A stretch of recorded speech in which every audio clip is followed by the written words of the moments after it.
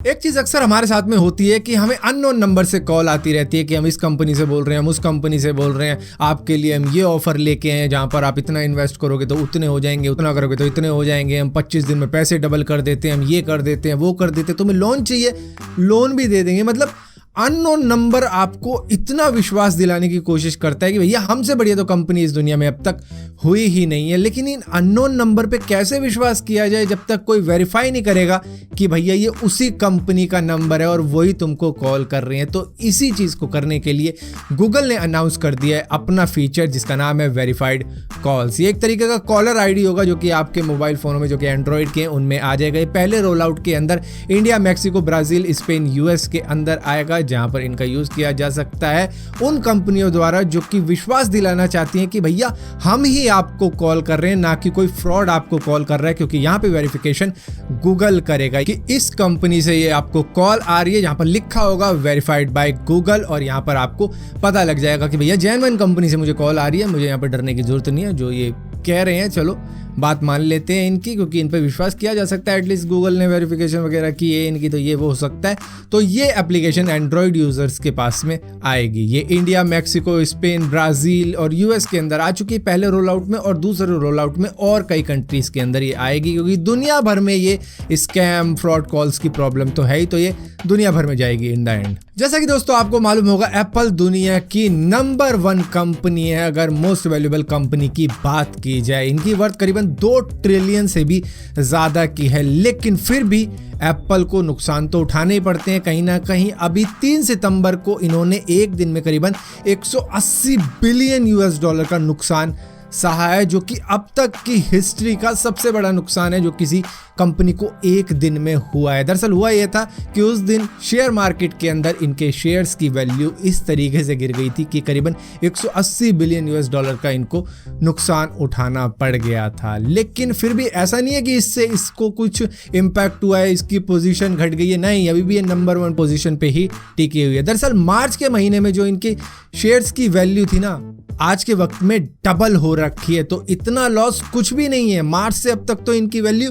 Double हो चुकी है, तो फर्क नहीं पड़ता इनको इतने लॉस से। एक बहुत छोटा सा लॉस है जो कि इस कंपनी का है। खैर शेयर मार्केट के अंदर उतार चढ़ाव होते रहते हैं, लेकिन फिर भी अब तक की हिस्ट्री का सबसे बड़ा नुकसान है जो किसी एक कंपनी को एक दिन में हुआ है। व्हाट्सएप के ऊपर कुछ ऐसे मैसेजेस भी होते हैं जो कि जैसे ही आपके पास में आते हैं और आप उन्हें खोलकर देखते हो, आपका व्हाट्सएप क्रैश नहीं होता है, बल्कि पूरा का पूरा फोन ही हैंग हो जाता है। चाहे कितना ही बढ़िया फोन आपके पास में हो, ये हैंग कर देगा। दरअसल इसको बोला जाता है टेक्स्ट बॉम्ब। और यहाँ पर अभी के वक्त में जो मैसेज चल रहा है लोगों के पूरे फोन को हैंग करने के लिए, उसको बुलाया जा रहा है स्कैरी मैसेज, जो कि ब्राजील से शुरू हुआ था और ब्राजील से शुरू होते होते अब सारी दुनिया के अंदर फैल चुका है, जहां पर स्पेशल टाइप के फॉन्ट यूज किए जा रहे हैं, स्पेशल टाइप के सिंबल यूज किए जा रहे हैं, कुछ नंबर यूज किया जा रहा है, कुछ इस तरीके का। और उसके बाद में लोगों के मोबाइल में ये सेंड करके उनके मोबाइल हैंग कर दिए जाते हैं। कईयों के मोबाइल रीस्टार्ट ही हो जाते हैं सिर्फ इस मैसेज की वजह से। उसके बाद में उनको अनइंस्टॉल करनी पड़ती है व्हाट्सएप, और उसके बाद में ही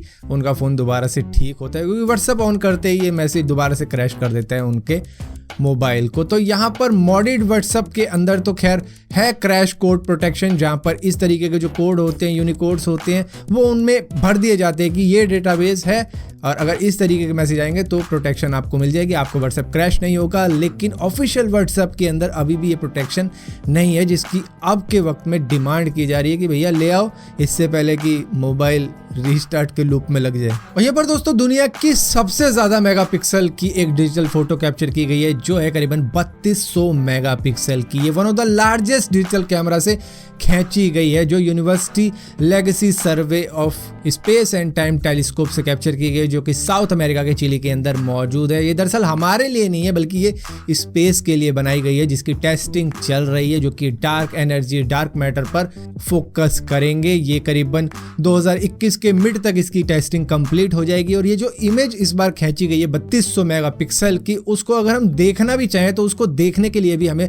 4K ultra high definition TV screens की जरूरत होगी, वो भी करीबन 378।